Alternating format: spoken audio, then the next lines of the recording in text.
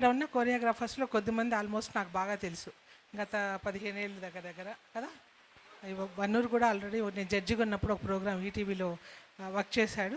So అప్పుడు కూడా నాకు ఫేవరెట్. అప్పటి నుంచి కూడా మంచి గుర్తు అనమాట. తను ఎప్పుడు నేను అనంతపూర్కి వచ్చినా నన్ను కలిసి వెళ్తుంటాడు.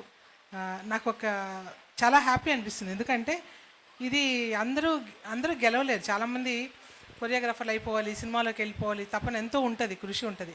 కానీ కొంత ఫేట్ కూడా ఉంటుందని నేను నమ్ముతాను. ఎందుకంటే వీళ్ళు పడినంత కష్టం నేనైతే అసలు పడలేదు. సింపుల్గా వెళ్ళిపోయాను, సింపుల్గా గెలిచేసాను. అలాగే చాలామంది కొరియోగ్రాఫర్లు కూడా. కానీ ఎంతోమంది తపంతో ఎక్కడో ఎదగాలని చాలా ట్రై చేస్తుంటారు. బట్ డెఫినెట్గా గెలవడానికి కూడా ఒక ఫేట్ ఉంది.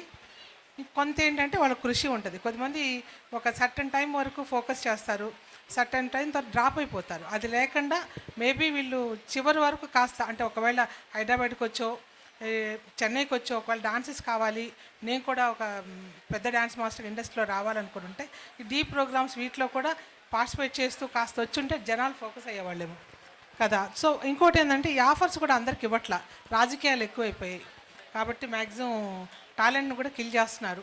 సో భగవంతుడి దయ వల్ల ఫర్దర్గా వచ్చే ప్రోగ్రామ్స్ అన్నీ కొంచెం మీకున్న టాలెంట్ మీరు యూజ్ చేసుకోగలిగితే ఒక్కసారి ఎంటర్ అయితే డీలో ఇలాంటి వాటిలో కానీ సక్సెస్ అయితే, ఇప్పుడు శేఖర్ మాస్టర్ వీళ్ళందరూ డీ నుంచి వచ్చిన వాళ్ళే. అంతకుముందు ఉన్నా కూడా వీళ్ళంతా చిన్న చిన్న కొరియోగ్రాఫర్లోనే ఉన్నారు. శేఖర్ మాస్టర్ కానీ వీళ్ళందరూ కూడా ఈరోజు అందరు నెంబర్ 1గా ఎదుగుతున్నారంటే వాళ్ళ కష్టం చాలా ఉంది అక్కడ. వాళ్ళు ఎన్నో కష్టాలు పడ్డారు, ఈరోజు ఎదిగినా కూడా అక్కడ నిలబడ్డారు. మన వాళ్ళకి ఎన్నో ధైర్యం చాలట్లేదు, సపోర్ట్ లేదు. ఆ సపోర్ట్ లేని దానివల్ల చాలామంది కొరియోగ్రాఫర్లు కిల్ అయిపోతున్నారు. సో డెఫినెట్గా నాకంటూ ఫర్దర్గా ఏదైనా ఒక మూవీ చేయగలిగితే వీళ్ళకి మెంబర్షిప్ ఉండాలి. మెంబర్షిప్ లేకపోతే నేను కూడా వాళ్ళని నేను ఎంకరేజ్ చేయలేను కూడా.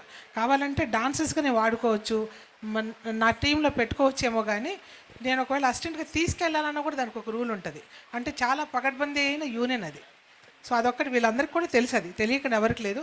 ప్రతి ఒక్కరికి కూడా ఈ కష్టాలు పాటలన్నీ తెలిసి ఇంకెంతవరకు మనకు కుదురుతుంది కనీసం ఈ సోషల్ వర్క్ అన్నా ఇలాగనే 10 మందికి మన విద్యను నేర్పిద్దాం అంటూ గురువులుగా ఈ రోజు వరకు ఈ స్టేజ్ల మీద ఇలా ప్రోత్సహిస్తూ ఇంతమంది కళాకారులను వేదిక మీద తీసుకురావడం ఇవన్నీ హ్యాట్స్ ఆఫ్. ఎందుకంటే జరగనివి కూడా కొంత అంటే ప్రాక్టికల్గా చేయలేకపోయినా వాళ్ళ సంతృప్తి ఆనందం అనేది ఒకటి ఉంటుంది. ఆనందాన్ని సంతృప్తిని వాళ్ళు గెలుచుకుంటున్నారు.